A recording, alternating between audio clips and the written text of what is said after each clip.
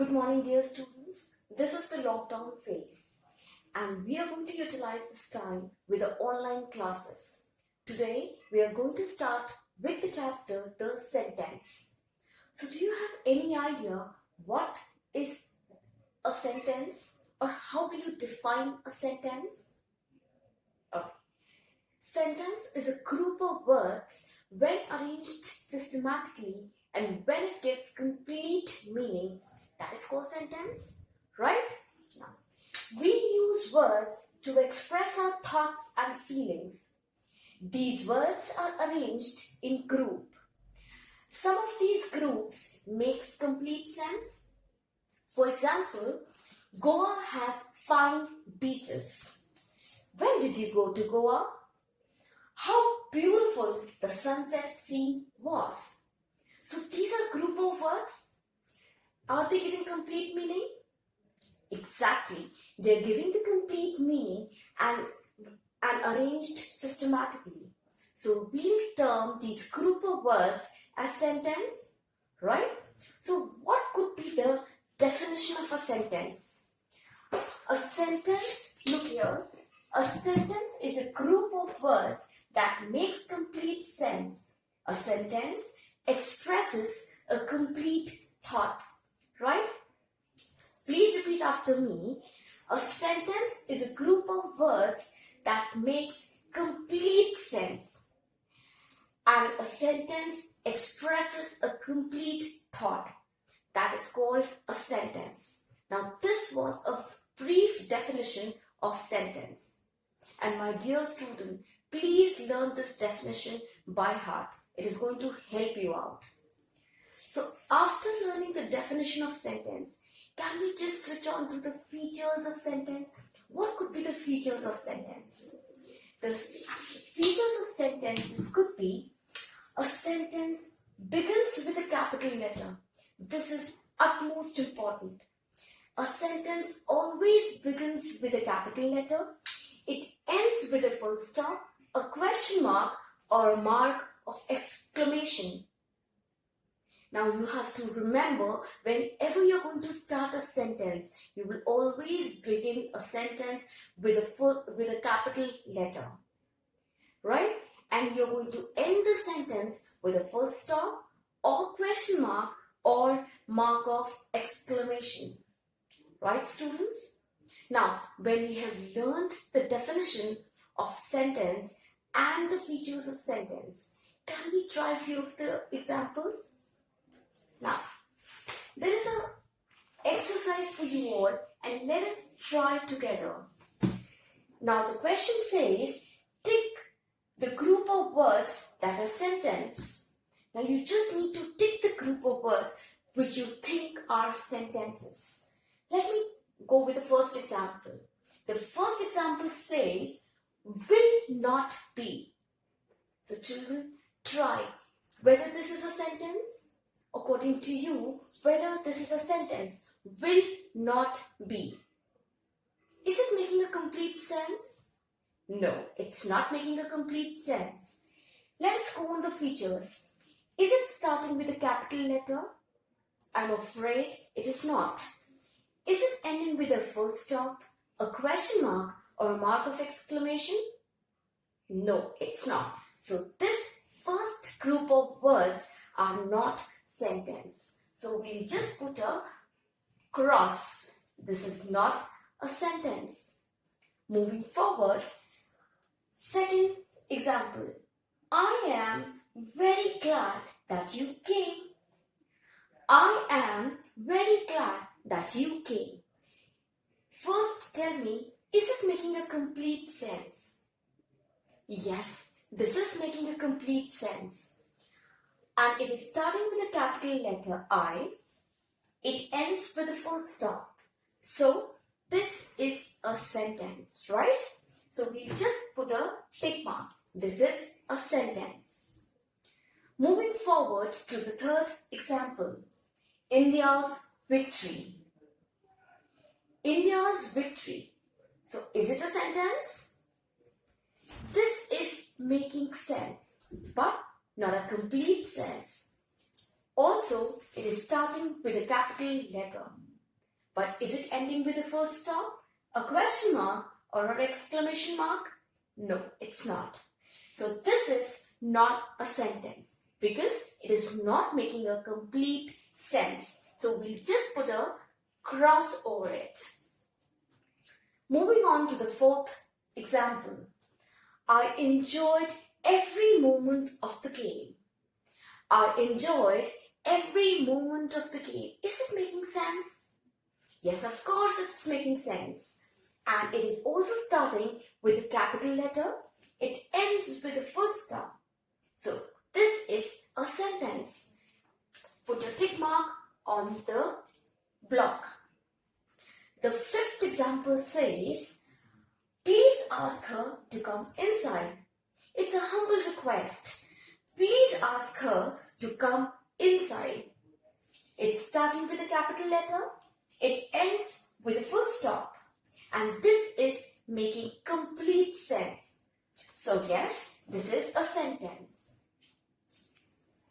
Sixth statement says, it is a probability. What is a probability? It's not telling the after effect of probability. How is it relating? So it is not a sentence, right? Because it's not giving you a complete meaning. So this is not a sentence. Put a wrong mark over here. Cross it. Seventh statement says, how long have you been staying here? Now this is a question. Somebody is asking you, for how long have you been staying here? It is starting with a capital letter. It ends with a question mark because it's a question. So yes, this is a statement. Moving forward to the eighth example.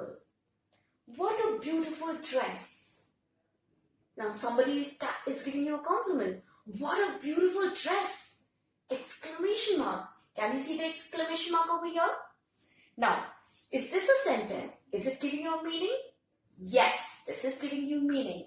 This is a sentence. And also it is starting with a capital letter. It ends with a question, exclamation mark. Now this is a sentence. Please put a tick mark over here. Example 9 says, he has gone to school. Who has gone to school? Some boy. He has gone to school. H is starting with a capital and it ends with a full stop. It is a simple statement. He has gone to school. So is it a statement? Yes, this is a statement. This is a sentence. Put a tick mark. The last example says, did your team win the match? Somebody is asking, did your team win the match? Now that is a question. And it starts with a capital D. It ends with a question mark because it's a question. So is it a sentence? Yes, this is a sentence. So you will put a tick mark over here. So students, just see that in these statement examples, the cross ones are not statements, right? And we have also given you the valid reasons why they are not statements. Exactly. And also make sure that all the sentences which are statements are not only ending with the full stop. It can have question mark over here as it is a question. It can take exclamation mark, right? A sudden feeling of joy, happiness. So it varies according to the statement.